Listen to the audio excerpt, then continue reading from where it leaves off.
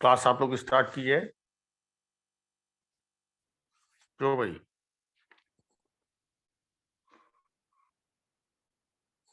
Class good start कीजिए evening आप। Good evening. Good evening to everyone. ये CPC में हम लोग जो है ऑर्डर 1 से जो है रिवीजन करेंगे। और आपका जो डायरेक्ट है सामने रख लीजिए। रूल्स कल मैंने बता ही दिया क्या क्या इंपॉर्टेंट है इसमें। जो ऑर्डर 1 है उसकी अगर आप हेडिंग देखेंगे तो पार्टीज टू द सूट, वाद के पक्षकार, सारे ऑर्डर्स जो टच होंगे आज, उनकी हेडिंग्स को भी आपको दिमाग में रखना है। अब उसमें देखिए, जो स्टार्टिंग है रूल 1 की, रूल 2 की, रूल 3 की, रूल 3A, ये सब ज्वाइंटर ऑफ पार्टीज से रिलेटेड है, पक्षकारों के संयोजन से। माइक अपना म्यूट नहीं करेंगे तो कैसे पढ़ाएंगे? रत्ना, माइक म्यूट करिए अपना।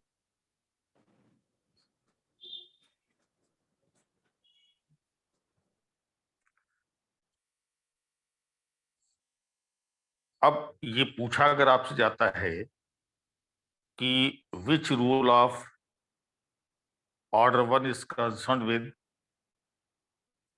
ज्वाइंटर of a party as a plaintiff, कौन सा नियम वादी को संयोजित किए जाने से संबंधित है, तो आप सीधे रूल 1 की बात करेंगे।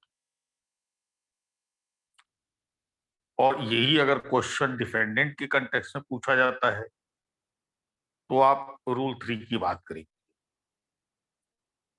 वहां प्लेटिव के मैटर में रूल 2 और रूल 3A की बातचीत नहीं करेंगे आप।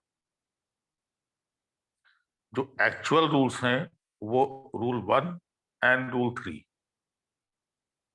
प्लांटिव के लिए, वादी के लिए, और रूल 3 आपका डिफेंडेंट की। इस पर एक बहुत इंपॉर्टेंट केस है, हाउस ऑफ लॉर्ड्स का है। जॉर्ज यूल का केस आप लोगों ने सुना होगा। उस केस को पूरा उसका साइटेशन अगर आपको चाहिए तो कैम्ब्रिज एंड ऑक्सफोर्ड यूनिवर्सिटी, ये केस का पूरा नाम है। ये संबंधित है ज्वाइंटर ऑफ पार्टीज से। अब इसमें आपको करना क्या है? इसमें देखिए, दो तरह के पार्टीज आएंगे। एक को नेसेसरी पार्टी कहा जाएगा और एक को प्रॉपर पार्टी। नेसेसरी पार्टी का मतलब आवश्यक पक्षकार और प्रॉपर पार्टी का मतलब उचित पक्षकार। नेसेसरी पार्टी उसको कहा जाता है in whose absence court can not proceed further in the suit, जिसकी अनुपस्थिति में न्यायालय वाद में अग्रिम कार्रवाई नहीं कर सकता। जैसे मान लीजिए पार्टीशन सूट है, विभाजन का वाद है,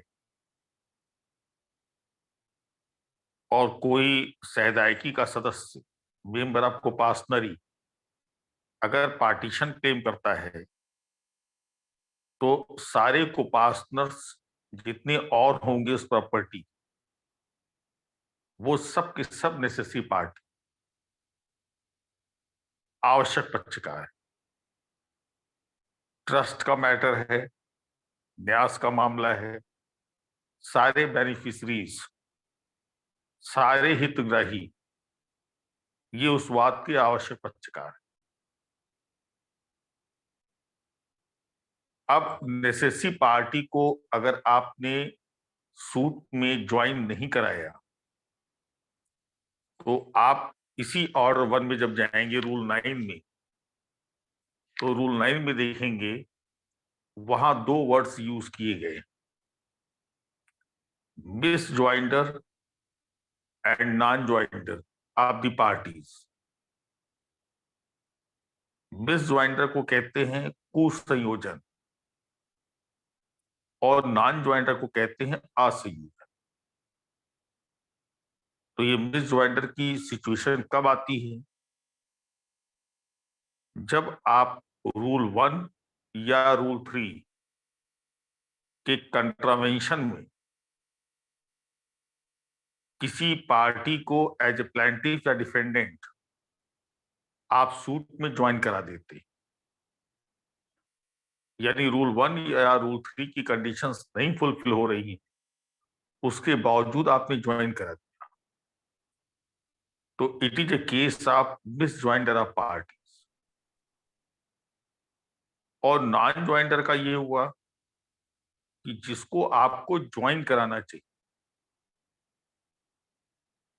एज ए प्लेंटिफ या एज ए डिफेंडेंट जैसी भी स्थिति, बट उसको आपने ज्वाइन नहीं कराया, तो उसको नॉन ज्वाइंडर कहते हैं। अब आप जब अपने रूल 9 में जाएंगे तो मिस ज्वाइंडर और नॉन ज्वाइंडर के ग्राउंड पर suit shall not be defeated, वाद विफल नहीं होगा। लेकिन जब आप उसके प्रोविजो पे जाते हैं और अगर ये बात नेसेसरी पार्टी के नॉन ज्वाइंडर पे आती है कि नेसेसरी पार्टी को ज्वाइन नहीं कराया गया, तो ये समझ लीजिए कि non joinder of necessary party shall defeat the suit. आवश्यक पक्षकार का असंयोजन वाद को विफल कर देगा। ये रूल 9 के प्रोविजो। और अगर आप इसको सेक्शन 99 के प्रोविजो से कनेक्ट कर लीजिए तो वो भी यही कहता है कि in case of non joinder of necessary party suit shall be defeated. अब ये सब क्वेश्चन आपसे बहुत पूछा जाता है। एक बात तो ये क्लियर करनी है, दूसरी बात आपको ये क्लियर करनी है कि ये जो नॉन ज्वाइंडर मिस ज्वाइंडर का जो ऑब्जेक्शन है, वो ऑब्जेक्शन आप कब उठाएंगे, व्हेन टू बी रेज्ड। तो आपको जाना पड़ेगा रूल 13 पर। ये भी बहुत पूछा गया है। अगर इस संदर्भ में आप कोई आपत्ति उठाना चाहते हैं तो लिखा हुआ है shall be taken at earliest possible opportunity, यथासंभव शीघ्र अवसर पर,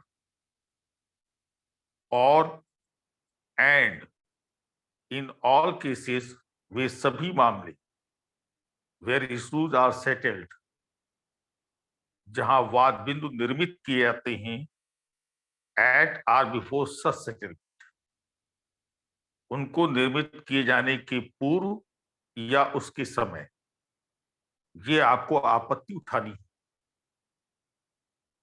और अगर आपने नहीं उठाया इस पर्टिकुलर टाइम फ्रेम में, तो ये मान लिया जाएगा कि ऑब्जेक्शन जो आपका था shall be deemed to have been waived, वो ऑब्जेक्शन आपने छोड़ दिया, अब उसको आप नहीं उठा पाए। तो ये जो अभी रूल 1, रूल 3, रूल 9, रूल 13 आपको बताया, वो आपके लिए इंपॉर्टेंट है। और यहीं से अगर कनेक्ट करते चलिए आप, अगर हम यहाँ पे ऑर्डर 2 में आ जाएं, तो ऑर्डर 2 में भी जैसे पार्टीज का ज्वाइंडर है, वैसे ही कॉज ऑफ एक्शन का भी ज्वाइंडर। ऑर्डर 2 के रूल 3, और जब उसको आप पढ़ेंगे तो वहां भी यही चीज है। आपसे पूछा जाएगा कि कौन सा rule joinder of cause of action से रिलेटेड है। आप सीधे रूल 3 की बात करें। और इसके बारे में भी जब आप जाएंगे, इसके बारे में भी, तो आपको उसका ऑब्जेक्शन का रूल मिलेगा, रूल 7। कब आपत्ति करनी है, नहीं करेंगे तो क्या होगा। जैसे भी आपने रूल 13 देखा है, एग्जैक्टली आपका रूल 7। अब करते क्या है कि इन पार्टीज के ज्वाइंटर को और कॉज ऑफ एक्शन के ज्वाइंटर को लेकर एक क्वेश्चन फ्रेम करते, मल्टी फेरिनेस।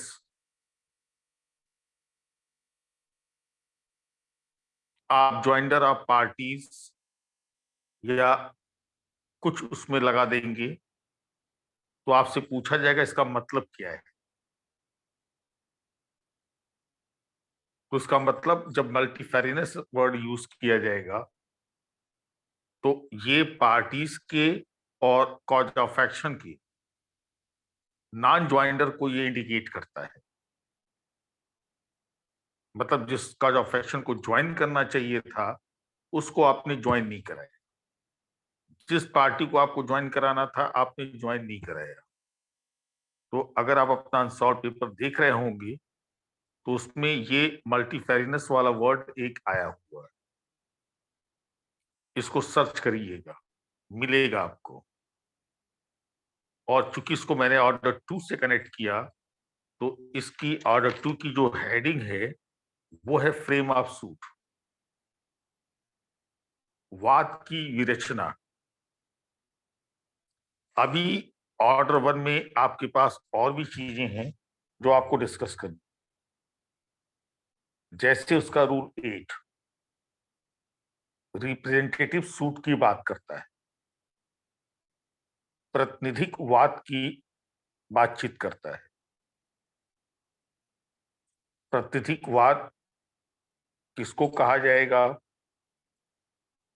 तो इसके लिए आपको करना ये होगा कि जब आप रूल 8 में जाएंगे, तो हमको कई लोग चाहिए, न्यूमेरस पर्सन्स,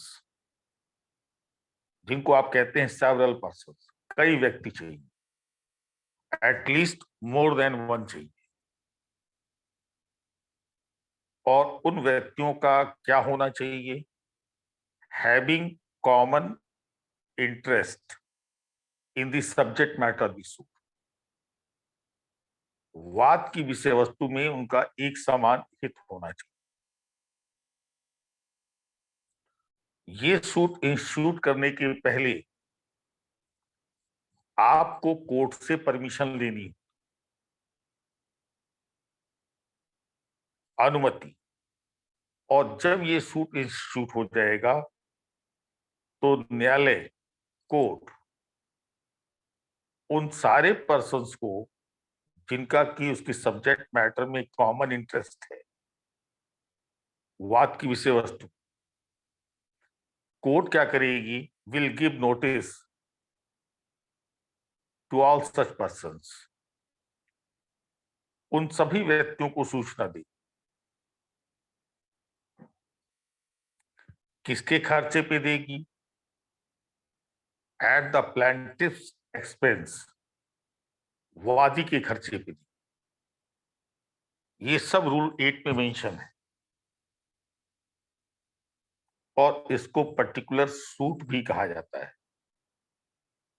रिप्रेजेंटेटिव सूट, विशिष्ट वाद कहते।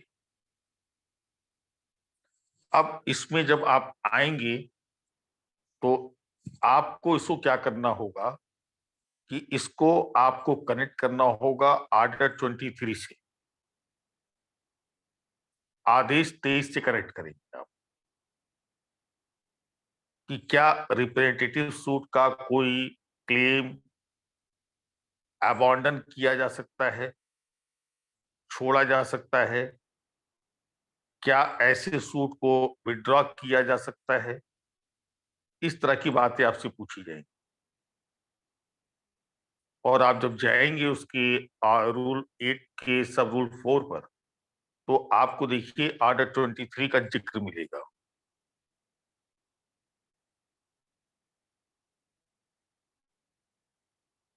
अगर आप कोई क्लेम छोड़ना चाहते हैं, अबॉन्डन करना चाहते हैं, सूट विड्रॉ करना चाहते हैं, तो एज पर सब रूल 4 कोर्ट क्या करेगी, उन सारे पार्टीज को, पक्षकारों को इस बात की नोटिस देगी,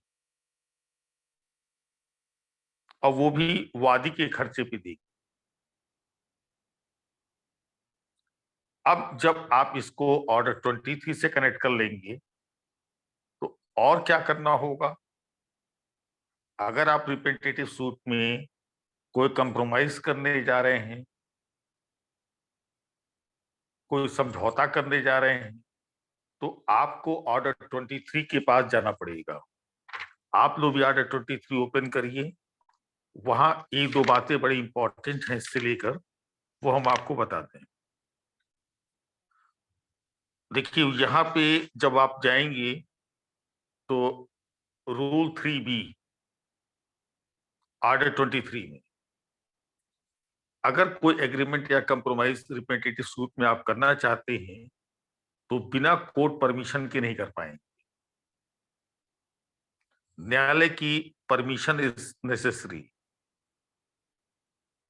और अगर आपने कोर्ट की परमिशन के बिना किया तो वो जो भी एग्रीमेंट या कंप्रोमाइज होगा शैल बी वाइड, वो शून्य हो जाएगा।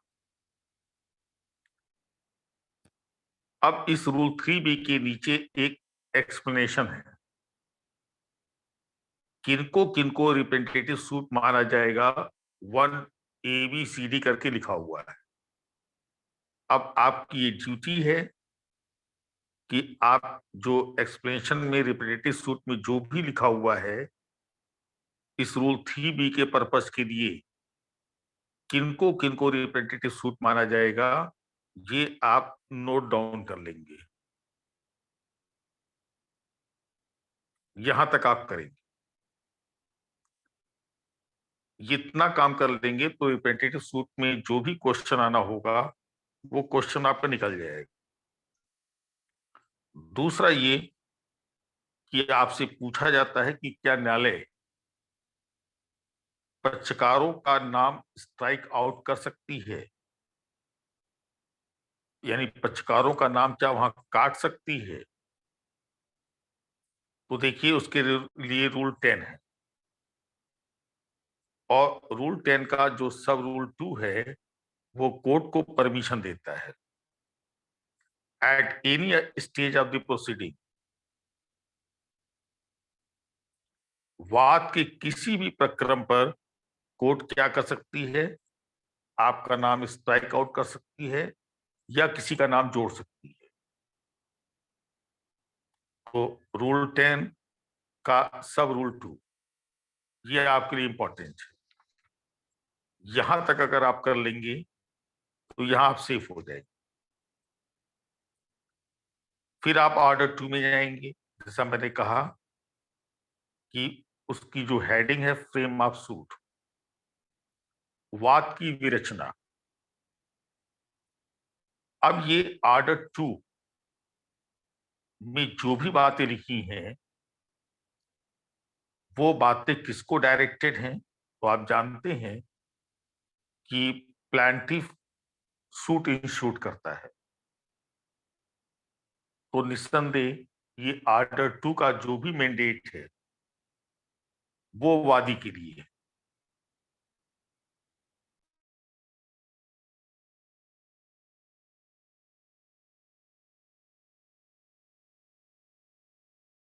सर वॉइस नहीं आ रही आपकी।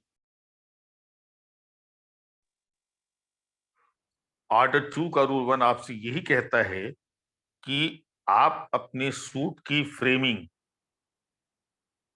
यानी वाद को आप इस तरह से निर्मित करिए कि जितना भी आप क्लेम ले सकते हो इन वन सूट ले लीजिए, जहां तक संभव हो। इस तरह से आपको सूट की फ्रेमिंग करनी है। तो उसके रूल 2 में जाएंगे तो रूल 2 भी यही बात कह रहा है कि सूट क्या करेगा, shall include the whole claims, जितने भी दावों को करने के आप हकदार हैं, वो सब के सब उसमें शामिल हों। आप चाहें तो अपने किसी क्लेम को रिलिंक्विश भी कर सकते हैं, छोड़ भी सकते हैं। लेकिन अगर आपने कोर्ट की परमिशन के बिना ऐसा किया, तो जो भी आप छोड़ेंगे क्लेम, उस पर दोबारा सूट लेके नहीं आ सकते आप। और एक वही नीचे इलस्ट्रेशन है, उस इलस्ट्रेशन को पढ़ेंगे तो आपको ये पॉइंट क्लियर हो जाएगा कि आप मान लीजिए मकान मालिक हैं, 2020, 2021, 2022 का रेंट का मैटर है।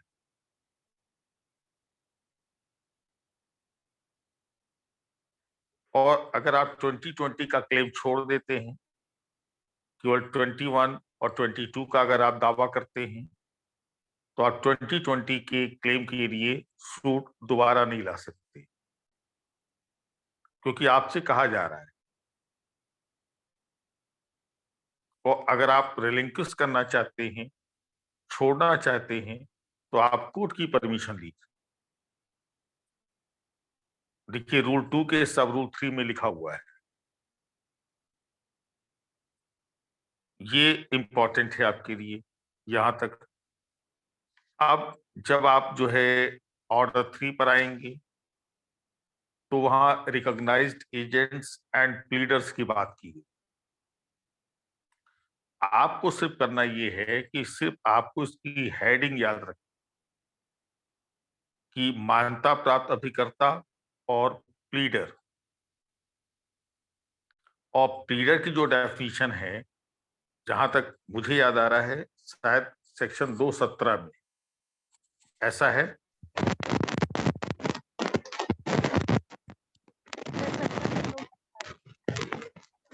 आवाज बहुत आपकी डिस्टर्ब आ रही है। 15 अच्छा, ठीक है, चलिए 215 कर लीजिए। अब आइए ऑर्डर 4, इंस्टीट्यूशन ऑफ सूट्स, वाद का संस्थित किया जाना।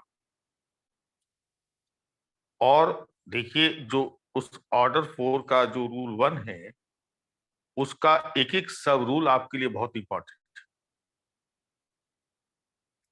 किस सब रूल में क्या लिखा हुआ है, ये आपको मालूम होना चाहिए, पहली चीज।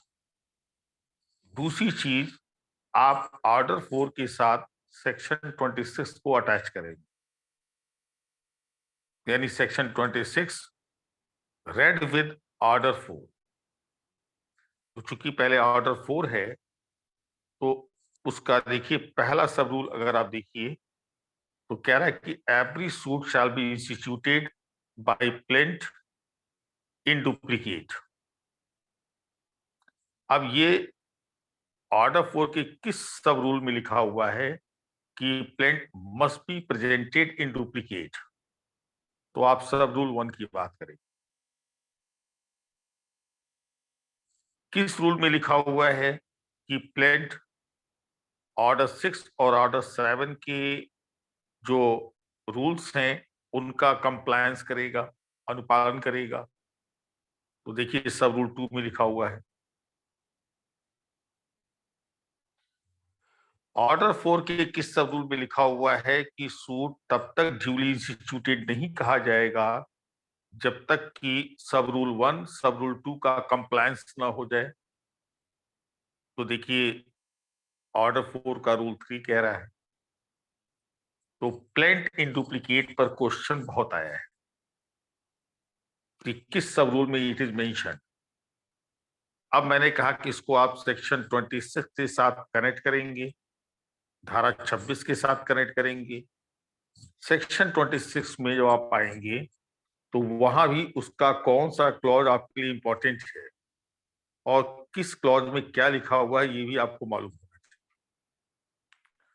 अगर उसका क्लॉज 1 लिखिए, देखिए तो लिखा हुआ है कि every suit shall be instituted by presentation of a plaint are in such other manner as may be prescribed. प्रत्येक वाद या तो वाद पत्र प्रस्तुत करने के द्वारा या किसी अन्य तरीके से जैसा विहित किया जाए संस्थित किया जाएगा। अब ये जो प्रिस्क्राइब्ड वर्ड है, अगर इसको अंडरलाइन कर लीजिए अपनी कॉपी पर, आप जहां लिख भी रहे हो, अब आप अपने डेफिनेशन क्लॉज पर जाइए। तो डेफिनेशन क्लॉज में जब सेक्शन पे जाएंगे तो वहां देखिए सेक्शन 216 में, धारा 216 में प्रिस्क्राइब्ड वर्ड की परिभाषा लिखी और लिखा हुआ है कि prescribed means prescribed by rules, जो नियमों के द्वारा विहित किया गया हो। अब रूल्स वर्ड वहां पर आ गया और जब रूल्स पे जाएंगे तो आप रूल देखेंगे तो रूल सेक्शन 218 में डिफाइंड, 218 में। अब 218 में जाएंगे तो वहां पे आपको मिल जाएगा कि रूल का मतलब जो contained in the first schedule, जितने भी आपके ऑर्डर हैं वो सब के सब फर्स्ट शेड्यूल में, ऑर्डर 1 से ऑर्डर 51, टोटल 51 ऑर्डर, या जो rules are made under section 122 और सेक्शन 125, या वे नियम जो धारा 122 या 125 के तहत निर्मित किए गए हो। इसका मतलब कि जो दूसरा तरीका है सूट इंस्टीट्यूट करने का, वो कहीं रूल्स में लिखा हुआ है, और वो रूल्स कहां लिखे होते हैं? ऑर्डर।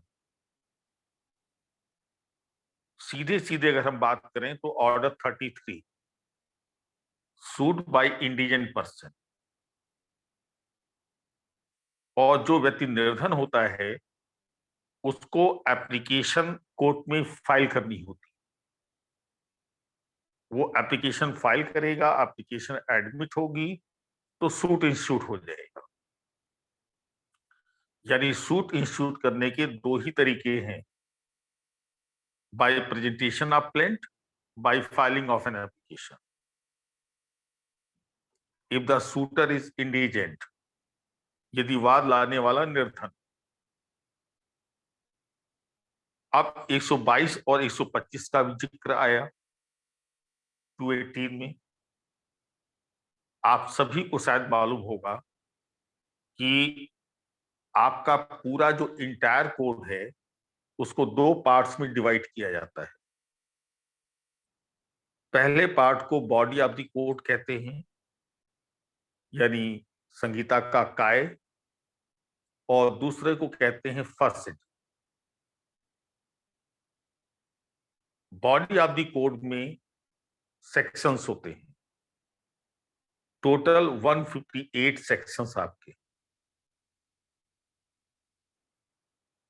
और फर्स्ट शेड्यूल में टोटल 51 ऑर्डर्स हैं।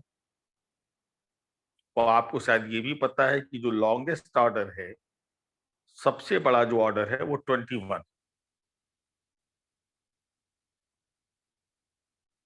अब जो बॉडी ऑफ द कोड है उसमें अमेंड करने का पावर, संशोधन का पावर सेंट्रल लेजिस्लेचर को भी है, स्टेट लेजिस्लेचर को भी है, क्योंकि सीपीसी कॉन्करेंट लिस्ट का सब्जेक्ट मैटर है।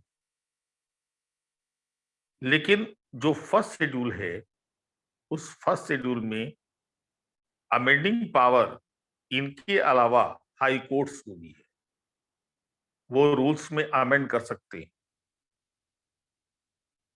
कोई नया ऑर्डर ला सकते हैं।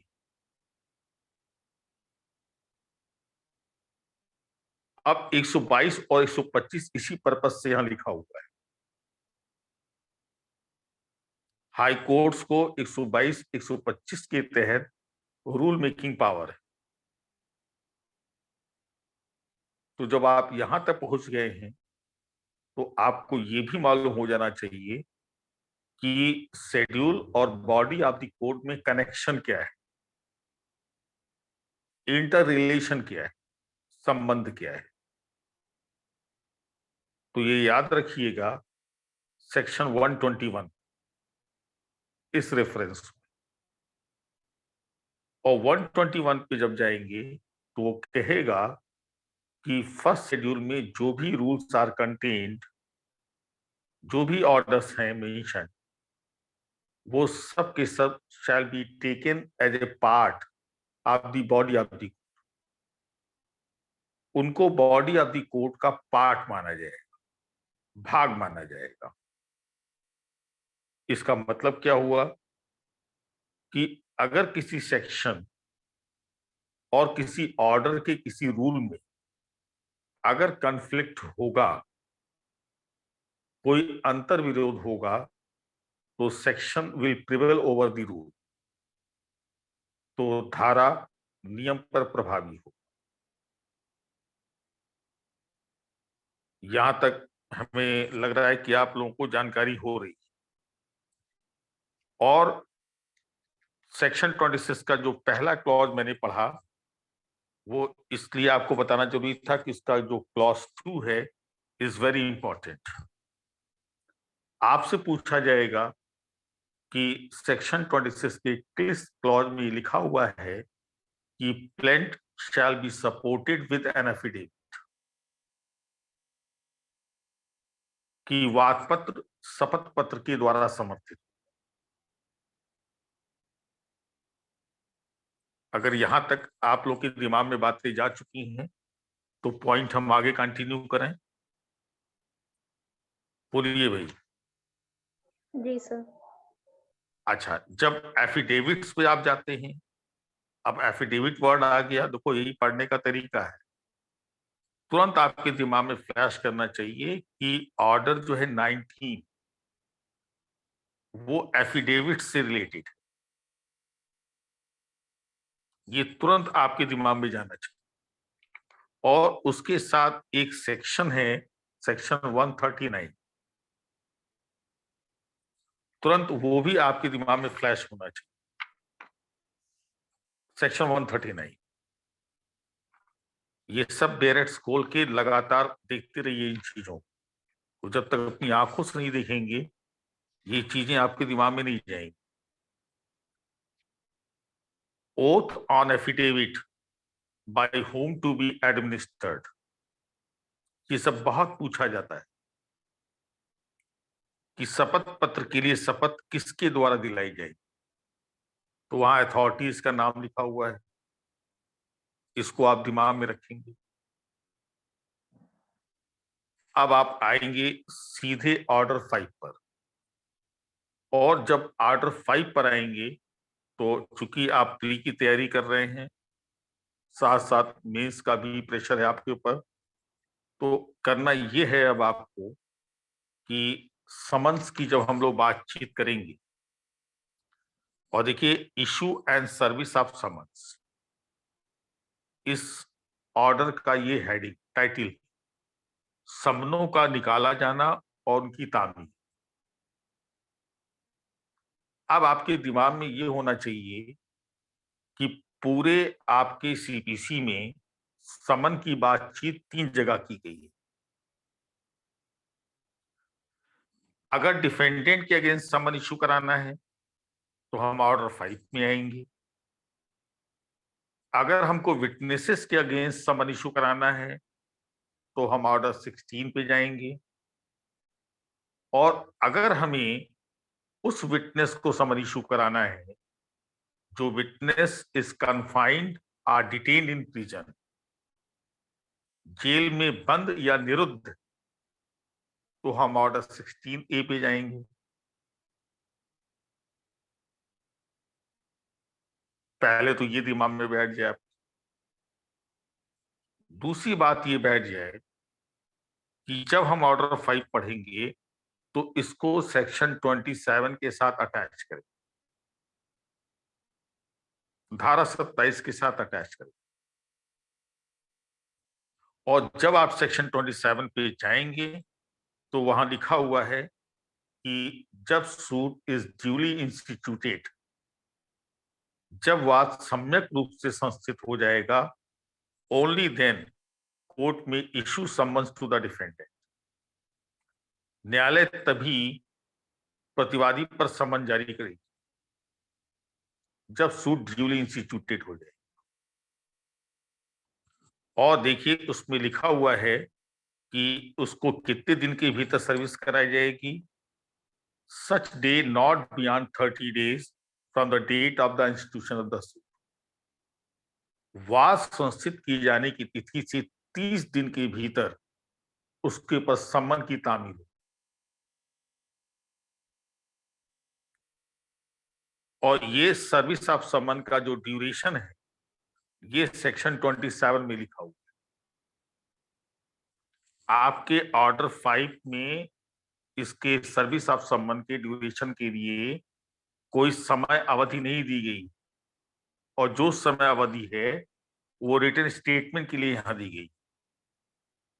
तो डोंट गेट कंफ्यूज कि आपसे पूछा जाए और आप ऑर्डर 5 मेंशन कर दीजिए। रूल 1,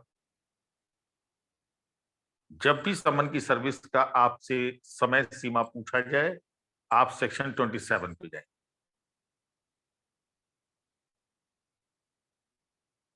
और जैसे मैंने कहा कि अगर डिफेंडेंट को समन इशू किया जाना है तो आपको ऑर्डर 5 पे आना पड़ेगा।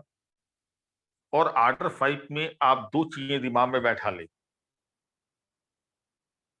हो सकता है कि जिसके अगेंस्ट आप सूट लाना चाह रहे हैं वो defendant is confined in prison, जेल में बंद है।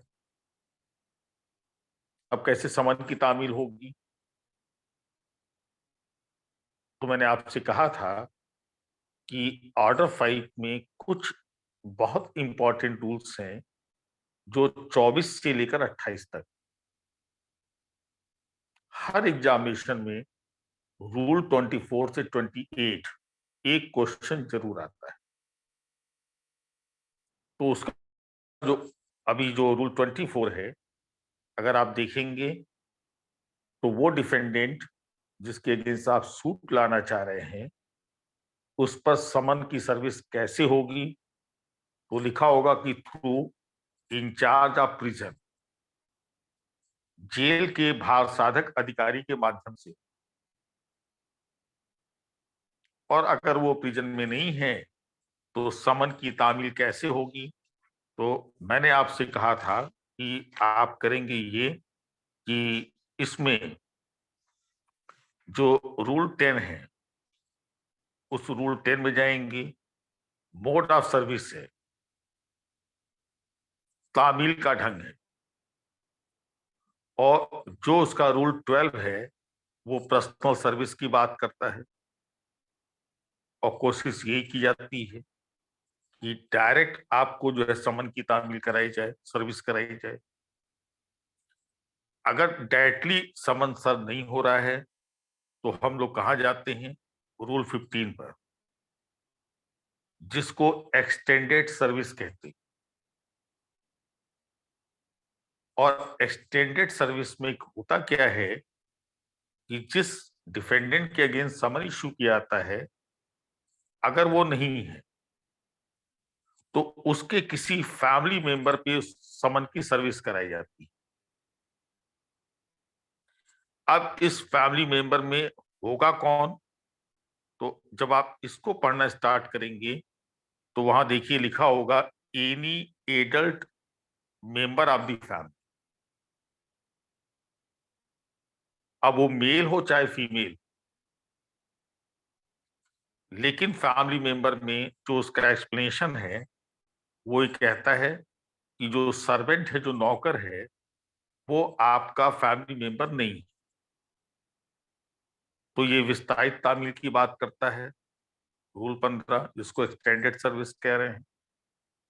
अगर एक्सटेंडेड सर्विस नहीं हो पा रहा है तो सब्स्टिट्यूटेड सर्विस होगा, जिसको प्रतिस्थापित तामील कहते हैं। रूल 17 में है, रूल 20 में है। उसके बाद दो जगह सब्स्टिट्यूटेड सर्विस की बात की। अगर रूल 17 के थ्रू अगर सब्स्टिट्यूटेड होने जा रहा है तो रूल 17 में सब्स्टिट्यूटेड सर्विस के लिए कोर्ट परमिशन की कोई जरूरत नहीं। There is no need of permission of the. अगर डिफेंडेंट या उसके एजेंट ने समन को एक्नॉलेज करने से रिफ्यूज कर दिया, या जो सर्विंग ऑफिसर है वो उसने सारे जो है रीजनेबल मीन्स अप्लाई कर लिए, बट डिफेंडेंट मिल नहीं रहा है उसको, defendant can not be found, तो क्या करेगा कि आप जहां रहते हैं, जिस मकान पे या जहां बिजनेस करते हैं, वहां के किसी कॉन्स्पिक्यूअस प्लेस पर जो दिखाई पड़ने वाला जगह है, वहां समन की एक कॉपी अफिक्स कर देगा, चस्पा कर देगा। इसको सब्स्टिट्यूटेड सर्विस कहते हैं। रूल 20 में भी सब्स्टिट्यूटेड सर्विस है। वो सर्विस तभी होती है 20 की जब कोर्ट ऑर्डर करती है। बिना कोर्ट ऑर्डर के रूल 20 का सब्स्टिट्यूटेड सर्विस नहीं हो सकता। यही रूल 17 और 20 में डिफरेंस। और इसका जो सबसे इंपॉर्टेंट आपसे पूछते हैं रूल 20 का, वो इसका सब रूल 2 पूछते हैं कि सब्स्टिट्यूटेड सर्विस अगर कराई गई हो तो उसका इफेक्ट क्या होगा, प्रभाव क्या होगा। तो देखिए उसमें लिखा हुआ है कि मान लिया जाएगा कि वो उसके पर उसको पर्सनल सर्विस कराई गई, व्यक्तिगत तामील कराई गई। ये बहुत पूछते हैं आपसे। तो ये जितना बताया, personal service, extended service, substituted service, उसके अलावा आप जाएंगे रूल 9 पर, बहुत इंपॉर्टेंट है, और 9A पर। सीधे आपसे पूछेंगे कि जो समन की तामील है, सर्विस ऑफ समन्स, क्या कोर्ट भी करा सकती है, सर्विस बाय कोर्ट? तो आप कहेंगे यस, रूल 9 में लिखा हुआ है। क्या प्लांटिफ भी कर सकता है सर्विस बाय प्लांटिफ? तो आप कहेंगे यस, ये रूल 9A में। और रूल 9A में जब प्लांटिफ कराता है तो उसको दस्ती समन कहते हैं, DASTI। पूछ लेंगे दस्ती समन कहाँ है। कुल 5 तरीके CPC में हैं समन की तामील की। अगर पूछता है कि क्या सर्विस बाय पोस्ट हो सकती है, तो ये 1999 में पहले ये मोड हुआ करता था, अब ये तरीका समाप्त कर दिया गया है। तो यहां तक आप इसको तैयार करें। और इसमें जो इंपॉर्टेंट है वो भी हम आपको बता दे रहे हैं। ऑर्डर 5 का जो रूल 3 है, समन के थ्रू कोर्ट जो है डिफेंडेंट या प्लांटिफ से इन पर्सन अपीयर होने के लिए कह सकते। इन पर्सन मतलब व्यक्तिगत रूप से। लेकिन रूल 4 में अगर आप देखिए तो एक प्रतिबंध लगा हुआ है, कब आप इन पर्सन बुलाएंगे, कब आप इन पर्सन नहीं बुलाएंगे। तो वहां पे जो है एक डिस्टेंस लिखा हुआ है कि अगर वो जो पार्टी है अगर इस एरिया में रिसाइड कर रही है तभी इन पर्सन बुलाएंगे, अगर उस एरिया में नहीं रह रही है तो आप उसको नहीं बुला सकते। तो रूल 3 और रूल 4, ये दो आपको विशेष देखना है, 3-4 को। उसके बाद जो सबसे इंपॉर्टेंट है रूल 5, खूब पूछा गया है कि समन किस पर्पस के लिए इशू किया जाए। अब आपको क्या करना है, रूल 5 का जो प्रोविजो है उस प्रोविजो को बहुत कंसंट्रेट करना है। अगर समन इशू करने वाली कोर्ट जेएससीसी कोर्ट है, लघुवाद न्यायालय है, तो summons shall be issued for final disposal of the, तो समन जारी किया जाएगा वाद के अंतिम निस्तारण है। ये खूब पूछा गया है। और मान लीजिए कि अगर समन इशू करने वाली court any court other than JSCC हो, तो देखिए वहां पर्पज लिखा हुआ है, either for settlement of issues या फाइनल डिस्पोजल ऑफ द, दो पर्पज दिखे, या तो वाद बिंदु निर्मित करने हेतु या उस वाद का अंतिम रूप से निस्तारण कर। तो यहां तक अगर आप देख लेंगे तो यहां तक का एरिया क्लियर हो जाएगा आपका। अब जो इंपॉर्टेंट है आपके लिए इसमें, मैंने कहा 24 से 28 आपके लिए बहुत इंपॉर्टेंट है, खूब क्वेश्चन पूछते हैं। 24 मैंने भी आपको बताया कि अगर डिफेंडेंट प्रिजन में है तो उसके लिए है। रूल 25 भी बहुत पूछा जाता है कि मान लीजिए defendant resides out of India, भारत के बाहर रहता हो, and he has no agent in India, और भारत में उसका कोई अभिकर्ता नहीं है, तो समन की तामील कैसे होगी? ये आपको बहुत आराम से, बहुत कायदे से पढ़ना है। 24 और 25।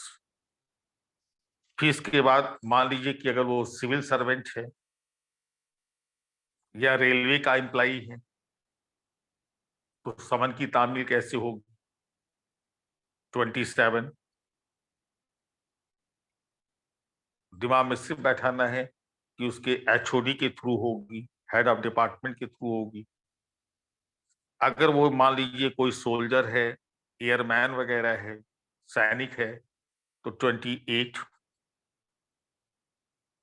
जो उसका कमांडिंग ऑफिसर है उसके थ्रू समन की सर्विस होगी। बस वन लाइनर आपको लिखते चले जाना है। और इसका रूल 30 भी कई बार पूछा गया है। Rule 30, substitution of letter for summons. हो सकता है कि कोर्ट जो है किसी पर्सन को समन के थ्रू ना बुलाकर वो लेटर के थ्रू बुलाए।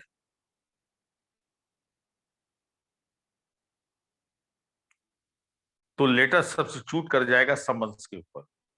ये आपके रूल 30 में पूछ लेते हैं, कहां लिखा हुआ है बताइए। ये हेडिंग आपको विशेष याद रख।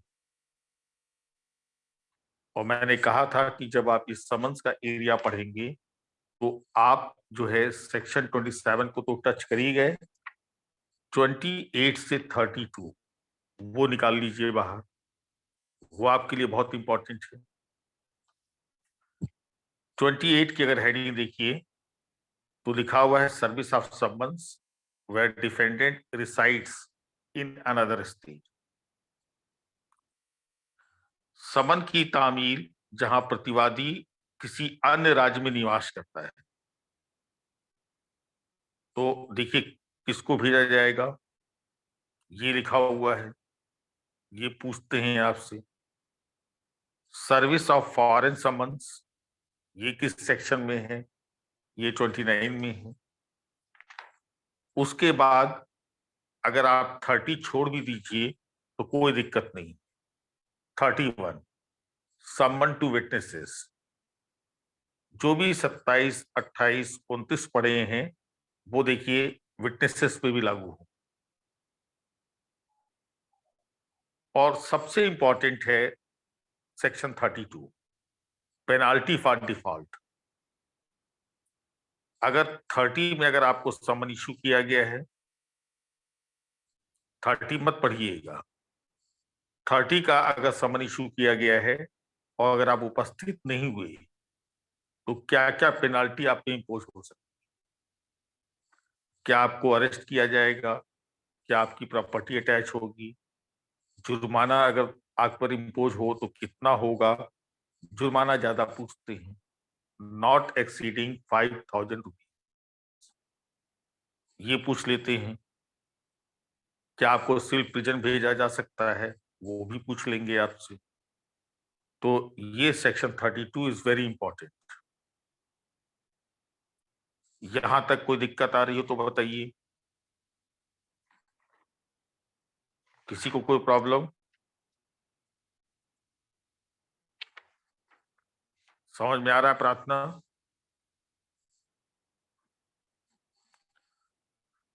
लिखते जा रहे हैं, लिखते जा रहे हैं ना आप लोग? ये लिखते रहिए इन चीजों को। जी सर। फिर उसके बाद देखिए ऑर्डर 6 है प्लीडिंग। प्लीडिंग की जो डेफिनेशन है वो लिखा हुआ है कि pleading shall mean plaint or written statement. तो प्लेंट या रिटन स्टेटमेंट को प्लीडिंग कहा जाता है। अब आपको दिमाग में ये बैठाना है कि प्लेंट या रिटन स्टेटमेंट को प्लीडिंग कब कहा जाएगा। तो यहां ऑर्डर 6 में एक रूल 15 है, वेरिफिकेशन ऑफ प्लीडिंग।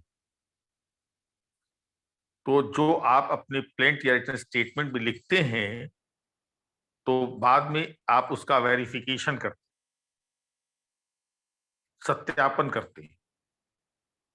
जैसे ही आप अपने प्लेंट या रिटन स्टेटमेंट को वेरीफाई करेंगे, तुरंत आपका प्लेंट या रिटन स्टेटमेंट प्लीडिंग में कन्वर्ट हो जाएगा। इसीलिए वहां पे इस तरह की डेफिनेशन। ये वेरिफिकेशन करेगा कौन? प्लांटिव कर सकता है या कोई ऐसा व्यक्ति कर सकता है जो स्ट्रेंजर टू द सूट हो।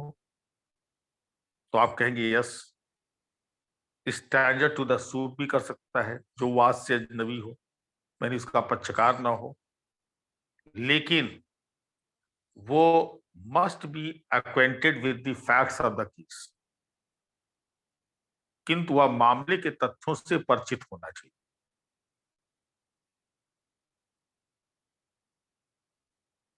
तो इसलिए हमने रूल 1 को रूल 15 से कनेक्ट किया। जो रूल 2 है, रूल 2 में जब जाएंगे तो गोल्डन रूल ऑफ प्लीडिंग है। अब आपसे पूछेंगे कि ये गोल्डन रूल ऑफ प्लीडिंग क्या है, कहां मेंशन है? अभिवचन का स्वर्णिम नियम, प्लीड फैक्ट नॉट लॉ। 4 शब्दों में ये गोल्डन रूल। तथ्यों की बात करो, विधि की नहीं। अब ये कहां लिखा हुआ है? तो रूल 2 का जो सब रूल 1 है, देखिए वहां लिखा हुआ है। उसका सब रूल 2 आपको बताएगा कि आप जो भी लिखेंगे उसको पैराग्राफ्स में डिवाइड करेंगे। पैरा में लिखा जाता है हर चीज, और जो भी आप डेट, धनराशि, नंबर वगैरह लिखेंगे रीडिंग में, वो figures as well as in words, उसको अंकों और शब्दों में आपको लिखना पड़ेगा। अब आप ABCD करके नहीं लिख सकते, या तो 1 2 3 करके लिखिए या आबा सादा करके लिखिए, जैसा लिखिए आप। तो ये मैनर यहां दिया हुआ है। और जो प्लीडिंग में आप अपनी बात कह देंगे, जो अपने रिटन स्टेटमेंट प्लेंट में आप कहेंगे, आप उन बातों से डिपार्चर नहीं कर सकते, मतलब उससे अलग हट के बात नहीं कह सकते। ये आपको रूल 7 देखिए वार्निंग दे रहा है, अपनी प्लीडिंग से कोई डिपार्चर नहीं कर सकता, लेकिन एक तरीका दे रहा है, by way of amendment in pleading. लेकिन अभिवचन में संशोधन के द्वारा आप चाहें तो डिपार्चर कर सकते हैं। अब जैसे ही अमेंडमेंट का पॉइंट स्ट्राइक करे तो आपके दिमाग में तुरंत रूल 17 और 18 आ जाना चाहिए। रूल 17 अमेंडमेंट ऑफ प्लीडिंग से रिलेटेड, अभिवचन में संशोधन से रिलेटेड। कोई भी party, any party to the suit may apply for amendment in pleading। कोई भी पक्षकार अभिवचन में संशोधन के लिए आवेदन कर सकता है, लेकिन 2-3 बातें बहुत खास। पहली सबसे इंपॉर्टेंट बात ये कि जो भी प्रपोज्ड अमेंडमेंट है, यानी जो प्रस्तावित संशोधन है, वो कैसा होना चाहिए, तभी आपको परमिशन मिलेगी। तो देखिए लास्ट लाइन में लिखा हुआ है कि वो propose amendment must be of such nature which shall determine the real question in controversy between the parties। प्रस्तावित संशोधन ऐसा होना चाहिए जो पक्षकारों के बीच अंतर्ग्रस्त विवाद विषय को अंतिम रूप से निपटारा करने के लिए आवश्यक। बेसलेस अमेंडमेंट्स आप प्रपोज नहीं कर सकते, तो ये शर्त है। दूसरी सबसे बड़ी खास बात यह है कि जो इसका प्रोविजो है, उस प्रोविजो के अकॉर्डिंग आपके पास टाइम लिमिट रखा गया है कि कब आप जो है ये एप्लीकेशन दे सकते हैं। तो सीधे कह रहा है कि before the commencement of the trial, विचारण प्रारंभ होने के पूर्व। इसका मतलब कि after commencement of trial application आप मूव नहीं कर सकते। मुकदमा प्रारंभ होने के पहले।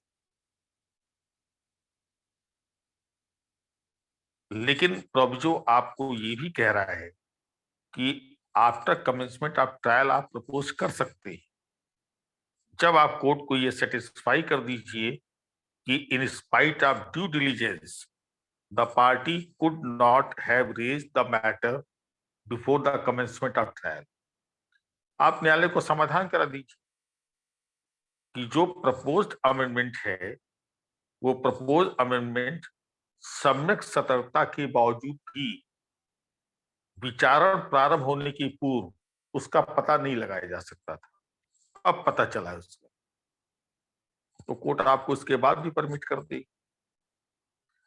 अब सवाल खड़ा होगा कि सूट में कब आप कहेंगे कि ट्रायल स्टार्ट हो गया, ट्रायल कमेंस हो गया।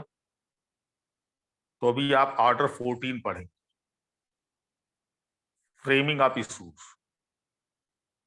वाद बिंदुओं का निर्मित किया जाता। सिविल मैटर्स में जैसे ही कोर्ट इश्यूज फ्रेम करती है, ट्रायल कमेंसेस, विचार प्रारंभ हो जाता है। इसीलिए आपकी प्री में इससे रिलेटेड एक क्वेश्चन पूछते हैं कि which stage of the suit is known as first stage of the suit. तो हम लोग इसी को कहते हैं फ्रेमिंग ऑफ इश्यूज को।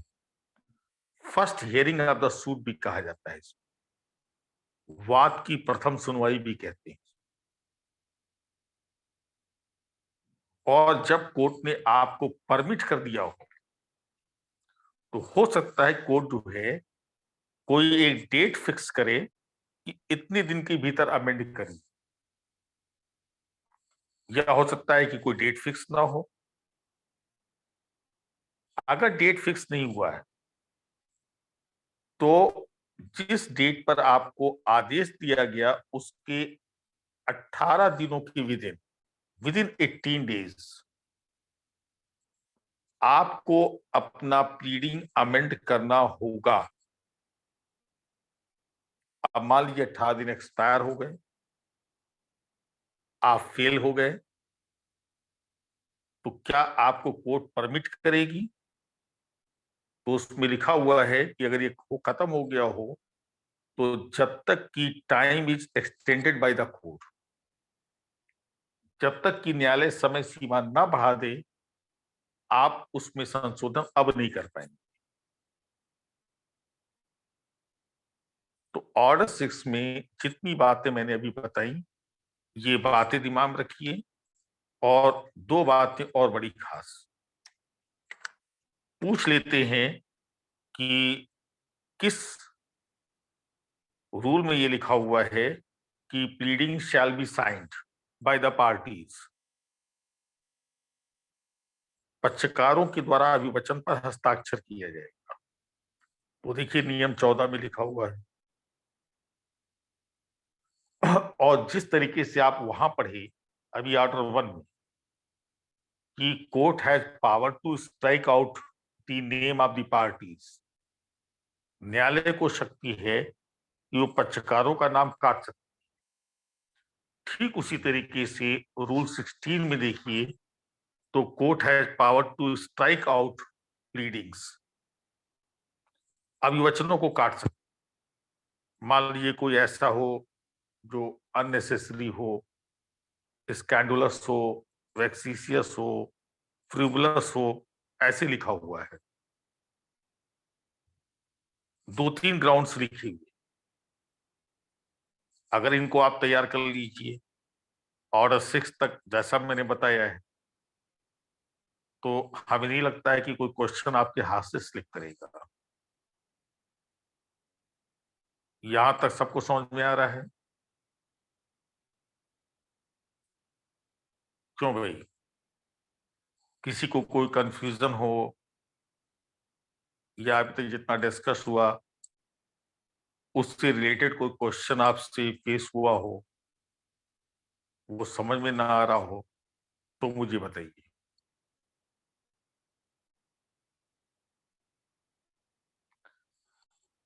आ रहा है। समझ में आ रहा है आप लोगों को? जी सर। हाँ, क्योंकि हम अभी किसी का व्यू ले नहीं रहे हैं, क्योंकि व्यू लेने लगेंगे तो फिर मामला जाएगा बिगड़। ये सैमसंग कौन है भाई? सैमसंग के नाम से कौन आ गया? शिवानी त्रिपाठी। सर अभी हम अपना नाम डाल देंगे। कौन त्रिपाठी? सुष्मिता?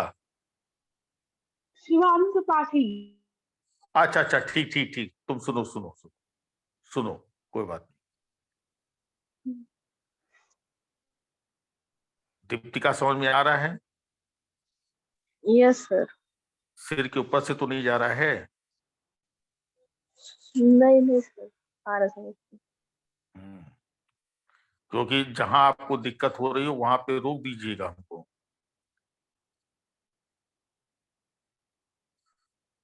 चलिए तो आगे बढ़ा जाए, फिर आगे चलें ऑर्डर 7 पे। कल इस पे टेस्ट भी ले लेंगे आप लोगों का, जितना मैंने बताया है। अब आइए प्लेंट पर। प्लेंट का rule 1, contents of the plaint, वाद पत्र की अंतर वस्तुएं। वाद पत्र में क्या क्या लिखा जाएगा वो रूल 1 में लिखा हुआ है, आपको अंदर पढ़ने की कोई जरूरत नहीं है, बस सिर्फ रूल याद रखिए आप। और दूसरा जो सबसे इंपॉर्टेंट इसमें ये है, ध्यान दीजिएगा, जो भी आप रिलीफ क्लेम करना चाहते हैं, जो भी आप रिलीफ मांगते डिफेंडेंट से, वो relief must be specifically stated in the plaint. Specifically मतलब लिखित रूप में कहिए। कि आपको ये रिलीफ चाहिए, ये अनुतोष आपको चाहिए। इसीलिए जब किसी को कोई समझ में नहीं आता है तो जो रिलीफ आपको समझ में आता है मांगते हैं, और फिर कहते हैं any other relief at the court things fit, या अन्य कोई अनुतोष जैसा न्यायालय उचित समझे। तो वो इतना बड़ा शब्द होता है कि कोर्ट मान लेती है कि हाँ ये भी मांग रहा है, इसको ये भी दो। तो ये रूल 7 आपसे कहता है। दूसरी बात ये है कि जब आप प्लेंट कोर्ट में प्रेजेंट करते, ध्यान दीजिएगा, जब आप प्लेंट प्रेजेंट करते हैं तो प्लेंट को न्यायालय या तो एडमिट करती है, स्वीकार कर लेती है। तो एडमिशन उसका रूल 9 में होता है। अगर सारी शर्तें आपने पूरी की, लेकिन सपोज करिए कि आपने प्लेंट कोर्ट में पेश किया और जिस कोर्ट में पेश किया वो court is not proper court, वो उचित न्यायालय नहीं, मतलब उस कोर्ट का उस मैटर पे या तो जुडिक्शन नहीं है, क्षेत्राधिकार नहीं है, या तो वो कोर्ट कॉम्पिटेंट नहीं है। तो रूल 10 में कोर्ट क्या करती है, उस प्लेंट को रिटर्न कर देती है कि आप प्रॉपर कोर्ट में इसको लेके जाइए। अब आपसे पूछेंगे कि an order returning the plaint, वाद पत्र को वापस करने का आदेश, क्या ये अपीलेबल है? क्योंकि सीपीसी में बहुत एक्सेप्शनल केसेस में ऑर्डर्स की अपील अलाउड। वो जब आप ऑर्डर 43 में जाएंगे, सेक्शन 104 टू 106 देखेंगे तो आपको पता चलेगा। अब आपको चाहिए क्या कि यही तुरंत ऑर्डर 43 में जब जाएंगे आप, तो ये पर्टिकुलर ऑर्डर को क्या किया गया है, इसकी अपील अलाउ की गई। आपको तुरंत यहां लिख लेना चाहिए। अभी तक नहीं लिखे हैं, देख के लिख लीजिए। सुनैना कौन सा रूल है मालूम है?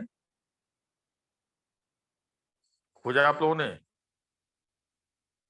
No sir. नहीं खोजा अभी तक?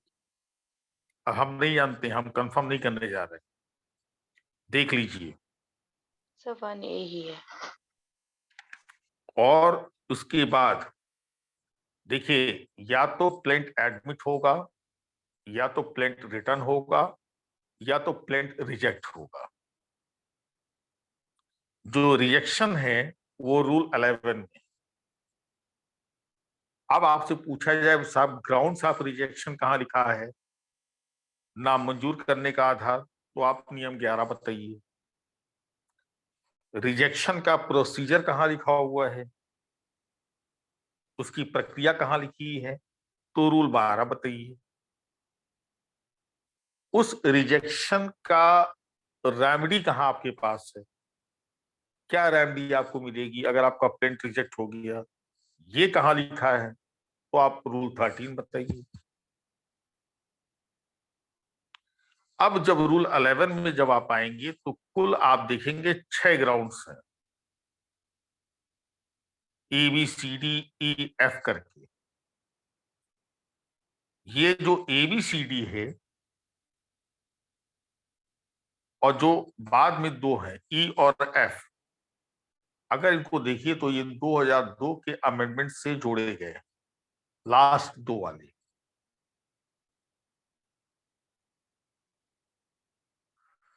और बिल्कुल आपके टेस्ट पर होना चाहिए ग्राउंड्स, आपकी जुबान पे होना चाहिए। जैसे plaint does not discloses the cause of action,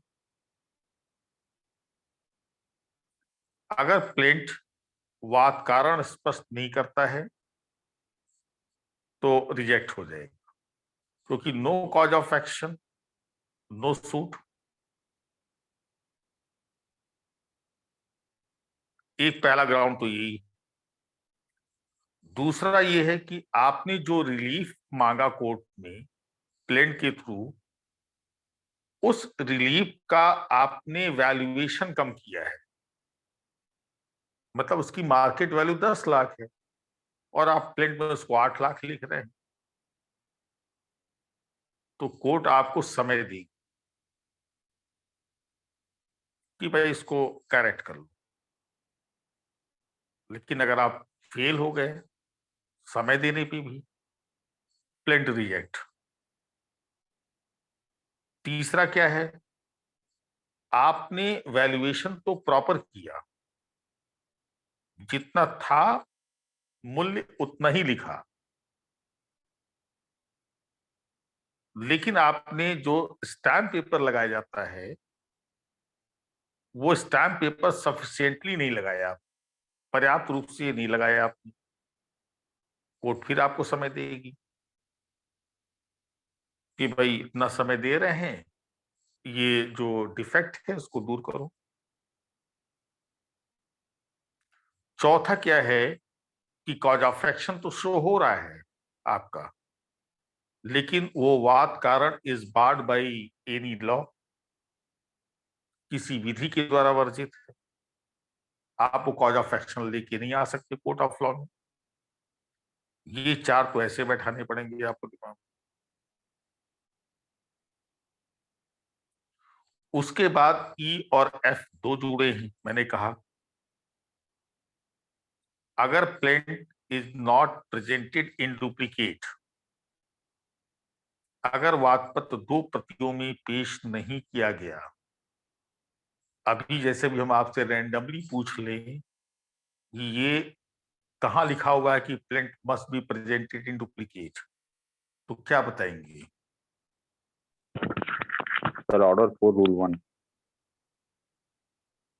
order 4 rule Rule 1 one. का कौन सब rule 1?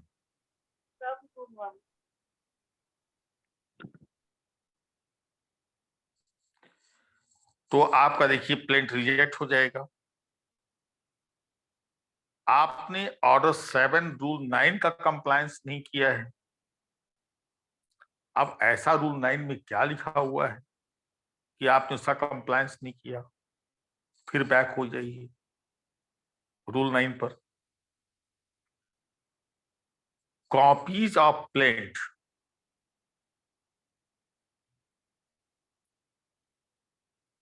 In on A plain paper, सादे पन्ने पर वाद पत्र की कॉपियां जितने डिफेंडेंट्स हैं उतनी कॉपी आपको देनी पड़ी, और कितने दिनों के भीतर देनी होगी तो देखिए वहां डेट भी मेंशन, उसमें लिखा हुआ है विद इन 7 डेज आपको देनी है from the date of the order, along with requisite fee, अपेक्षित शुल्क के साथ। मत कंप्लायंस करिए, प्लेंट आपका रिजेक्ट होगा। अब सुप्रीम कोर्ट का क्या अप्रोच इस पर आ गया? सुप्रीम कोर्ट का अप्रोच ये आया कि अगर इन ग्राउंड्स पे रिजेक्शन होने जा रहा है तो कोर्ट डायरेक्टली इस ग्राउंड पर प्लेंट को रिजेक्ट नहीं कर सकती। जो ये नए ग्राउंड्स आए,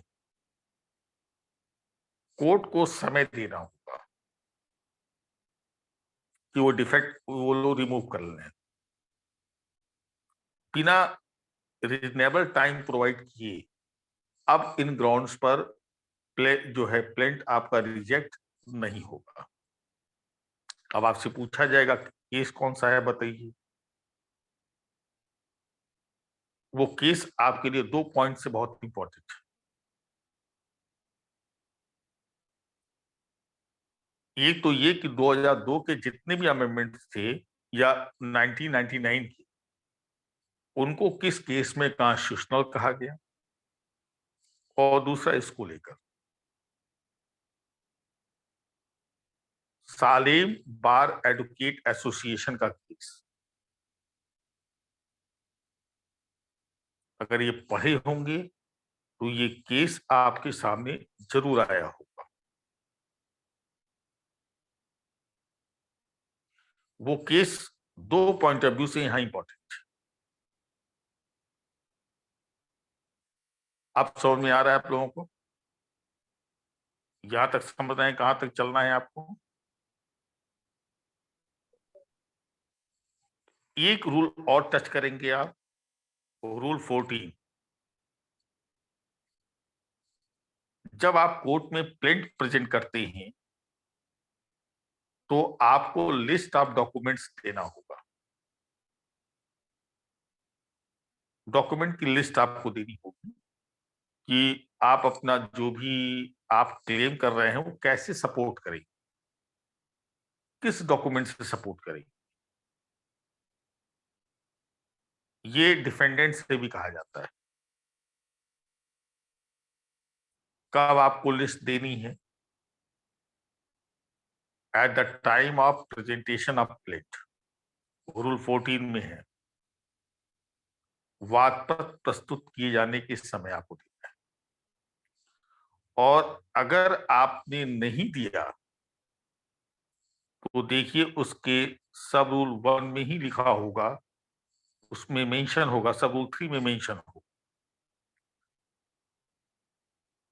उस डॉक्यूमेंट को you can not produce as an evidence without the leave of the, बिना न्यायालय की अनुमति के उस दस्तावेज को न्यायालय में आप साक्ष्य के रूप में प्रस्तुत नहीं कर सकते। इतना बड़ा ड्रॉबैक होगा आपके साथ अगर लिस्ट आपने पेश नहीं की तो। और एग्जैक्टली इसी पैटर्न पर जब अभी हम रिटेन स्टेटमेंट जाएंगे तो वहां रूल 1A है। यहां तो लास्ट रूल में कहा गया ना 14 में, वहां स्टार्टिंग में ही बोल दिया गया डिफेंडेंट को कब देना है, वही at the time of filing of written statement.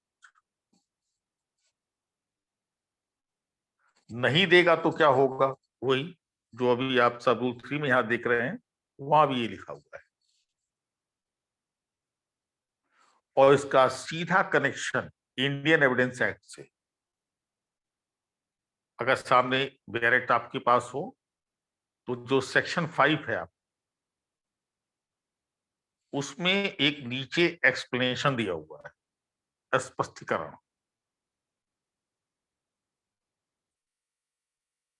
उसमें लिखा हुआ है,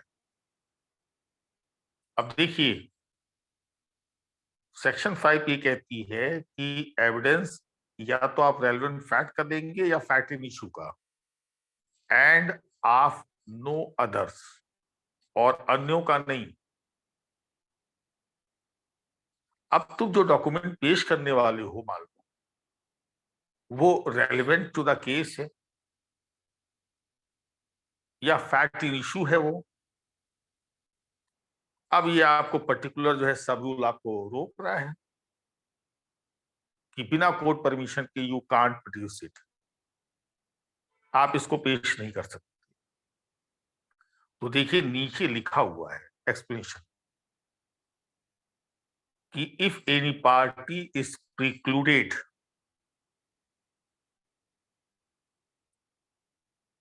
from presenting such and such evidence by rules of civil procedure, तो आप उसको नहीं पेश कर पाएंगे, भले रेलेवेंट फैक्ट हो, भले ही फैक्ट इन इशू हो, पहले कोर्ट की परमिशन लीजिए। तो ये पॉइंट सीधे कनेक्ट होगा सेक्शन 5 के एक्सप्लेनेशन से। आई थिंक यहां तक आप लोग समझ रहे हैं, बोलिए भाई, सबकी समझ में आ रहा है? जी सर। नहीं प्रार्थना के अलावा और भी कोई बोल नहीं रहा है, क्या बात है? Yes yes sir. सर। समझ में आ रहा है ना? Shivam, yes sir. अब क्या लग रहा है, प्रेशर को रिलीज हो रहा है कि नहीं, कि बढ़ रहा है प्रेशर? नहीं सर, इसको रेड भी कर चुके थे और आपने कुछ ज्यादा ही अच्छे से क्लियर करा दिया सर, तो ठीक है। अब इस पे ड्यूटी है आप लोगों की, जितने भी क्वेश्चंस आए हैं उन क्वेश्चंस को एक बार फिर से रिवाइज कर जाइए, और कल ही हम आप लोगों को इसी पर एक टेस्ट पेपर आपको भेज देंगे। तो जो कुछ बचा खुचा होगा वो सब दिमाग में और सेट हो जाएगा। अब देखो, हम जा रहे हैं ऑर्डर 1 पर। 3 बातें इसमें लिखी। ऑर्डर 1 का जो टाइटल है, पहला लिखा है रिटन स्टेटमेंट, दूसरा लिखा है सेट ऑफ, और तीसरा लिखा है काउंटर क्लेम। लिखित कथन, प्रतिसाधन यानी इसको मजुरा कहा है, और तीसरा प्रतिदावा। ये 3। और याद आ रहा होगा कि जब हम लोग ऑर्डर 5 हम लोगों ने ओपन किया था तो मैंने आपको एक वार्निंग दी थी कि जो उसमें समय सीमा लिखी हुई है वो टाइम लिमिट रिटर्न स्टेटमेंट की फाइल करने की है। देखिए यहां रूल 1 में भी लिखा हुआ है और ऑर्डर 5 की रूल 1 में भी लिखा हुआ है। और मैंने आपको बताया था, अलर्ट किया था आपको, कि अगर समन्स के सर्विस का टाइम लिमिट पूछा जाए कहां मेंशन है तो आप 27 बताएंगे। भूल के भी ऑर्डर 5 का रूल 1 टिक करके मत आइएगा।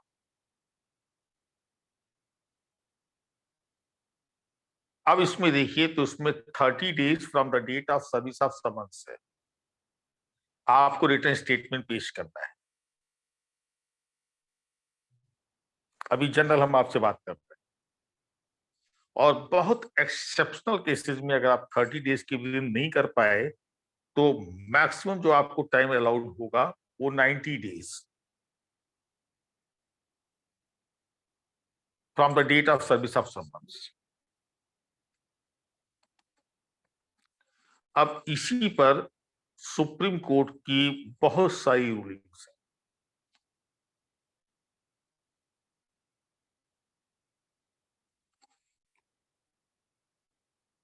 क्या ये 90 दिन को एक्सटेंड किया सकता है?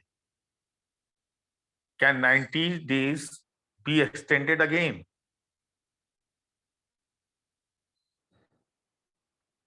तो इस पे सुप्रीम कोर्ट के केस हैं, और सुप्रीम कोर्ट ने क्या किया कि अब सूट्स को 2 भागों में कैटेगराइज कर दिया, commercial suit, non commercial suit. Commercial suit के मामले में it is mandatory within 90 date नहीं बढ़ेगा। कॉमर्शियल सूट मतलब समझिए इसमें आर्बिट्रेशन के मामले जाते हैं। ये 90 डेज का एक्सटेंशन केवल नॉन कॉमर्शियल सूट्स में हो सकता है, जो हम आप लड़ते हैं, पार्टीशन सूट, मार्गेज सूट वगैरह वगैरह। सुप्रीम कोर्ट की मैंने कुछ जो इंपॉर्टेंट रूलिंग्स इस पे थी वो मैंने आप लोगों को भेजी हैं, उसी समय भेजी थी आप लोग। और टाइम टू टाइम जब जब इस पे कोई ना कोई केस रिपीट होता रहा तो भी मैंने भेजा। एक सर अगर कैलाश गवर्नमेंट को रिटर्न स्टेटमेंट फाइल करना हो तो कितना दिन? नहीं, ऐसा है ना कि गवर्नमेंट और इंडिविजुअल में देयर इज नो डिफरेंस ना, उनको भी 90 डेज रहेगा। अब तो नेचर ऑफ सूट पे हम चलेंगे ना, कॉमर्शियल है कि non commercial, everyone is within the या within subject to the ordinary law है ना, हर आदमी। आर्टिकल 14 का वायलेशन नहीं हो जाएगा। गवर्नमेंट को आप प्रिविलेज दे दीजिए। हाँ, लिखा होता तो हम मान लेते, तो चैलेंज भी होता। जैसे 2005 में सुप्रीम कोर्ट की एक रूलिंग आई, Iridium India telecom limited versus Motorola company. ये हाई कोर्ट के ऊपर ये रूल 1 लागू नहीं होता है, ये उस केस में कहा गया। अब कॉमर्शियल सूट्स के लिए 90 डेज, मतलब 90 डेज मैंडेटरी, लेकिन नॉन कॉमर्शियल सूट के लिए इट इज डायरेक्टरी, यानी बढ़ाया जा सकता है। तो एक केस पहले जो आया था वो कैलाश वर्सेस ननकू का केस था, जिसमें बिना ये कैटेगराइजेशन किए सुप्रीम कोर्ट ने कह दिया कि हाँ 90 days can further be extended in exceptional cases. 90 दिन की अवधि को पुनः आगे बढ़ाया जा सकता है आपवादिक मामलों। अब हम तो केस एक्सपेक्ट करेंगे आपसे, केस आपको मालूम होगा। कौन बता सकता है case? Sir Deshraj versus Balkrishna. तेसरा वर्सेस बालकृष्ण। बाल और कोई latest case? Sir Bharat Kalra versus Rajkishan. हाँ, भारत कालरा वर्सेस राजकिशन का केस। ये सब नोट कर लीजिए ना, नोट किए हो तो। अब इसमें आगे बढ़िए। अब देखिए,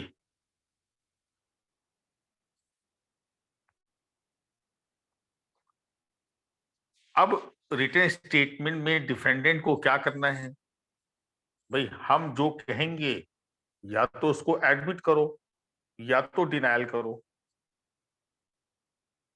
और अगर आप मेरे किसी क्लेम से डिनाई कर रहे हैं तो वो denial must be specifically stated in your written statement. आप लिखिए black and white, not admitted. और हमने कहा कि मुझे 10,000 रुपए आपसे चाहिए, पैरा 1 में मैंने लिखा अपने, तो आपको लिखना चाहिए ना पैरा 1 इज नॉट एडमिटेड। आपने पैरा 1 के बारे में ऐसा कुछ लिखा ही नहीं। हम क्या मान लें इसको? हम इसको जुडिशियल एडमिशन मान लें।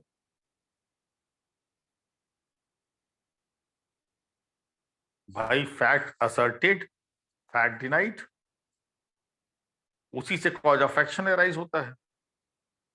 हमने कहा, आपने इनकार किया, तो वो जो डिनायल होना चाहिए वो स्पेसिफिक होना चाहिए, रिटन होना चाहिए। और अगर आपने इसको डिनाई नहीं किया तो it shall be deemed to have been admitted. अब ये जुडिशियल एडमिशन हो। अब आपके इंडियन एविडेंस एक्ट का सेक्शन 58 जो जुडिशियल एडमिशन की बात करता है, और आप जानते हैं judicial admission operates as a waiver of proof. न्यायिक स्वीकृति सबूत की मांग नहीं करती है, वो साबित हो गया अपने आप। तो आप इनकार किए होते। रूल 5 में देखिए लिखा हुआ है ये चीज। अब आइए नेक्स्ट पॉइंट पर, सेट ऑफ, प्रतिसाधन, मजूरा जिसको कहते हैं। यहां जो लिखा हुआ है रूल 6 में वो लीगल सेट ऑफ के लिए लिखा हुआ है, विधिक प्रतिसाधन के लिए लिखा हुआ है। और legal set off you can claim as of right, उसका दावा आप अधिकार स्वरूप कर सकते and court is bound to adjudicate thereupon, और न्यायालय उस पर न्याय निर्णय देने के लिए बाध्य है। इसलिए वहां कोर्ट फी चाहिए, न्यायालय शुल्क चाहिए।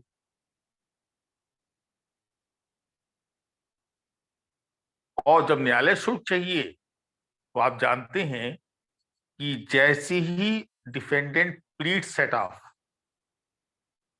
जैसे ही प्रतिवादी प्रतिसादन का अभिवचन करता है, तो defendant shall put in the position of the plaintiff, प्रतिवादी वादी के स्थान पे चला जाएगा, and his written statement shall be deemed as a plaint, और उसके लिखित कथन को वाद पत्र मान लिया जाएगा। अब सवाल ये उठता है कि आपको कोर्ट फी भी देनी पड़ेगी अगर आप सेट ऑफ क्लेम करते हैं, लीगल सेट ऑफ, लेकिन आपके पास सफिशिएंट मींस नहीं है, कोर्ट फी देने की पर्याप्त साधन नहीं है। तो ऑर्डर 33 का रूल 17 आपको as an indigent person treat कर लेगा। अब आपको कोर्ट फी अभी नहीं देनी है, जब जीत जाइएगा, हार जाइएगा, तब दीजिएगा। ये लीगल सेट ऑफ में। अब हम लीगल कह रहे हैं तो इसका मतलब कि एक सेट ऑफ और होगा जिसको इक्विटेबल सेट ऑफ कहा जाएगा, सामयिक प्रतिसादन। ये आपको ऑर्डर 20 रूल 19 सब रूल 3 यहां मिलेगा। वहां एक अदरवाइज वर्ड लिखा हुआ है,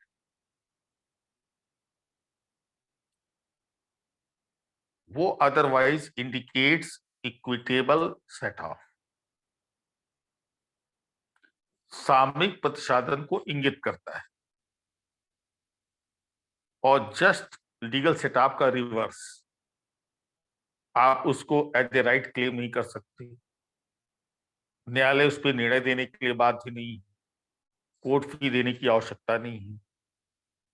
आप चाहें तो टाइम बार डेट भी उसमें क्लेम कर सकते, समय बाधित ऋण की भी डिमांड कर सकते हैं। ये सेटअप के बारे में। हाँ, क्वेश्चन एक आपसे ये भी पूछ लेते हैं कि मान लो कि जैसे ही हमने सेट ऑफ क्लेम किया, जैसे ही सेट ऑफ क्लेम किया, प्लेंटिफ ने क्या किया, अपना सूट विड्रॉ कर लिया, क्योंकि plaintiff has right to withdraw his suit. Order 23 के रूल 1 में उसको राइट दिया हुआ है, बिना कोर्ट परमिशन के अपना सूट जब चाहे तब वापस कर दिया, न्यायालय से पूछना भी नहीं। तो क्या आपका ये सेट ऑफ डिफीट कर जाएगा? नो। जब आप लिमिटेशन एक्ट पढ़ते हैं तो उसका सेक्शन 3, जैसे ही सेट ऑफ या काउंटर क्लेम प्लीड किया जाता है तो parallel suit shall be presumed, एक समानांतर वाद उद्धारित कर लिया जाएगा। एक सूट प्लेंटिफ वर्सेस डिफेंडेंट, और जब सेट ऑफ क्लेम किया तो एक सूट दूसरा आ गया पैरेलल, उसके डीम्ड हो गया डिफेंडेंट वर्सेस प्लेंटिफ। तो आप अपना ओरिजिनल सूट विड्रॉ कर लीजिए। आपका original suit want of evidence के ग्राउंड पर या किसी ग्राउंड पर कोर्ट डिसमिस भी कर दे, इवन दो आपका क्लेम डिसाइड होगा, आपका सेट ऑफ डिसाइड किया जाएगा। ये बहुत पूछा जाता है, बहुत ज्यादा। इसको दिमाग में बैठा लीजिए। दूसरी सबसे बड़ी खास बात कि legal set of must be legally recoverable. जैसे मैंने कहा कि इक्विटेबल सेट ऑफ आप टाइम बार डेट का भी कर सकते हैं, लेकिन ये तो विधिक रूप से वसूली योग्य होना चाहिए। तो सवाल उठेगा कि किस पॉइंट ऑफ टाइम पे आप कहोगे कि ये लीगली रिकवरेबल है। Eight the time of institution of the suit, वाद संस्थित होने के समय, या eight the time of filing of the suit, sorry, eight the time of filing of WS, which one? लिखित कथन पेश होने के समय या वाद संस्थित होने के समय? क्या कहेंगे आप लोग? वाद संस्थित। और काउंटर क्लेम के लिए क्या कहेंगे? Written statement.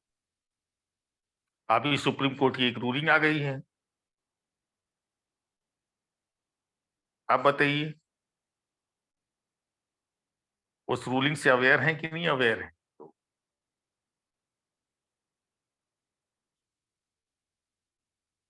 क्या सुप्रीम कोर्ट ने नहीं कहा है कि counter claim can also be claimed after filing of written statement?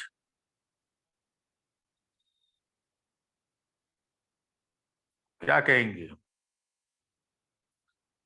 प्रतिदावे का दावा लिखित कथन पेश होने के बाद भी किया जा सकता है।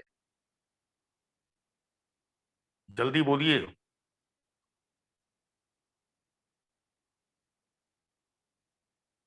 Yes sir. केस की जानकारी है? सर सत्येंद्र वर्सेस सरोज के केस में बोला है सुप्रीम कोर्ट ने। कब बोला है? सर ये 2022 का केस है। हाँ, क्या कहा है सुप्रीम कोर्ट ने? सर बोला था कि काउंटर क्लेम सर इंडिपेंडेंट भी वो कर सकता है। Hmm, sir independent sir cause of action के तौर पे ऑपरेट कर सकता है। तो अगर ये केस जानते होंगे तब आप जवाब दे पाएंगे। और set off can be claimed as a shield, not as a sword.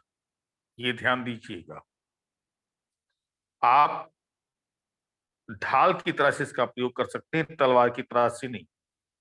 लेकिन काउंटर क्लेम जस्ट इसका अपोजिट है।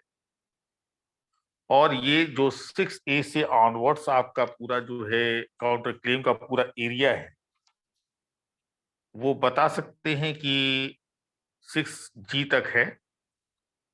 ये काउंटर क्लेम आपके ओरिजिनल टेक्स्ट में नहीं था, ये लाया गया।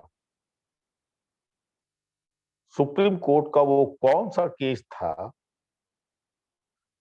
जिसके निर्णय की वजह से काउंटर क्लेम इंसर्ट करना पड़ा? एनीवन? सर लक्ष्मी दास वर्सेस महाभाई का केस था। लक्ष्मी दास और से महाभाई का केस। उस केस के कारण जो है ये काउंटर क्लेम आपको लाना पड़ा।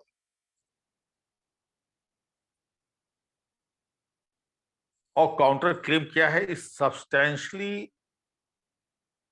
अ सेपरेट क्लेम, एक पृथक दावा है। आप चाहें तो इसके लिए सेपरेट सूट ला सकते हैं, लेकिन टाइम सेव करने के लिए, एक्सपेंसेस को रिड्यूस करने के लिए जनरली इसी को रिटन स्टेटमेंट में प्लीट कर लेते हैं। और वही बात है कि जब काउंटर क्लेम आप लाएंगे तो प्लेंटिव सूट विड्रॉ करने की बात करेगा या सूट उसका डिफीट होगा, कुछ भी हो, आपका क्लेम डिसाइड होगा। अब इसमें जो इलस्ट्रेशंस लगे हैं सेट ऑफ वगैरह में, वो इलस्ट्रेशंस आप लोगों को एक बार देख लेना है। पूछा जाता है इलस्ट्रेशन, वो देख लीजिए आप लोग। काउंटर क्लेम और सेट ऑफ प्रतिदावा, अगर डिफेंडेंट का क्लेम प्लेंटिव के क्लेम से कम है तो सेट ऑफ हो गया। दोनों का क्लेम इक्वल है, एक जैसा है, या डिफेंडेंट का क्लेम मोर देन प्लांटिफ्स क्लेम है, तो it is a case of counter claim. और देखिए ध्यान से कि एक इसमें रूल है, रूल 9। रूल 9 में सब्सिक्वेंट प्लीडिंग की बात की गई। रिटन स्टेटमेंट या तो रूल 1 के अकॉर्डिंग फाइल होता है या तो रूल 9 के अकॉर्डिंग, वो भी कोर्ट की परमिशन से। क्योंकि अब जब आपने set of counter claim move किया तो आप क्या हो गए, आप प्लांटिफ हो गए, और प्लांटिफ को क्या मान लिया जाएगा, defendant, and plaintiff shall have right to file WS। तो कोर्ट की परमिशन से रूल 9 में क्या करता है, रिटन स्टेटमेंट लेके आता है। अब इसका रूल 10 इज वेरी इंपॉर्टेंट। अगर रूल 1 या रूल 9 में आपने जो है, मान लीजिए कि WS फाइल नहीं किया, पेश नहीं किया, तो उसका कॉन्सिक्वेंस कहां लिखा है, तो दोनों का कॉन्सिक्वेंस रूल 10 में है। या तो न्यायालय क्या करेगी, शैल प्रोनाउंस जजमेंट, या तो न्यायालय निर्णय सुना देगी, या कोर्ट में make such order in relation to the suit as it thinks fit, या न्यायालय चाहे तो उस वाद में कोई आदेश दे सकती है। यहां तक पढ़ लेंगे तो आप सेफ हो जाएंगे। अब आपका बचा ऑर्डर 9 और TPA का बचा सेक्शन जो है 1 to 35, तो वो मैं कल करा दूंगा आप लोगों को। इतनी बातें समझ में सबको आ रही हैं? जी सर। ठीक है, अगर इतनी बातें समझ में आ रही हैं